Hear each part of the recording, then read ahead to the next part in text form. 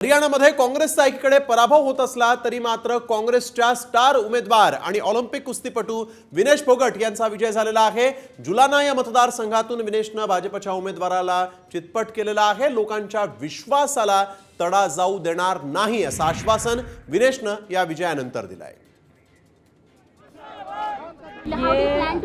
ये हर उस लड़की की, हर उस महिला की लड़ाई है जो संघर्ष के रास्ते को हमेशा चुनती है। आज संघर्ष की जीत हुई है, सच्चाई की जीत हुई है और मैं चाहती हूँ कि हमारे लोगों ने जो प्यार प्रेम दिया है, जो इस देश ने मेरे को प्यार प्रेम दिया है, उसको मैं हमेशा बना के रखूँ, उनके विश्वास को हमेशा बना के रखूँ।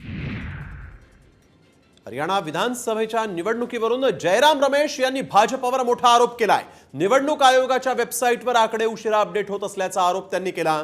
दिशाभूल करणारे ट्रेंड शेअर करून प्रशासनावर दबाव निर्माण करण्याचा प्रयत्न आहे का असा सवाल जयराम रमेश यांनी विचारलेला आहे।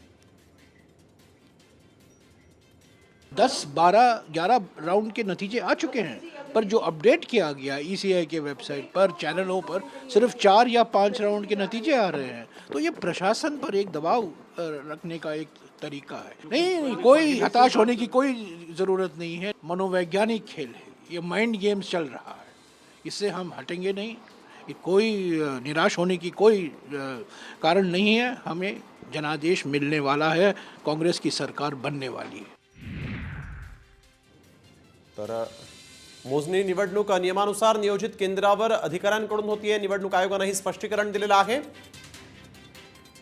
या आरोपांनंतर निवडणूक आयोगाचं स्पष्टीकरण समोर आलेलं आहे। त्यामध्ये निवडणूक आयोगाने हे स्पष्टीकरण दिलेलं आहे। निवडणूक अधिकाऱ्यांसमोर मोजणी होत असल्याचं त्यांनी म्हटलंय। तर दुसरीकडे जम्मू काश्मीरमध्ये काँग्रेस आणि नॅशनल कॉन्फरन्सने मिळून बहुमताचा आकडा गाठलेला आहे। जम्मू काश्मीरमध्ये काँग्रेस आणि नॅशनल कॉन्फरन्सला आता 47 जागांवर आघाडी मिळालेली आहे। भाजपला 29 जागांवर आघाडी मिळाली आहे, तर इतर पक्ष 10 ठिकाणी आघाडीवर आहेत। विशेष म्हणजे किंग मेकर म्हणून पाहिल्या जाणाऱ्या महबूबा मुफ्ती यांच्या पीडीपीला काश्मीरमध्ये मात्र जनतेने नाकारलेला आहे। सुपडा त्यांचा साफ झाला आहे। त्यांची मुलगी इल्तिजा मुफ्ती यांचा देखील पराभव झाला।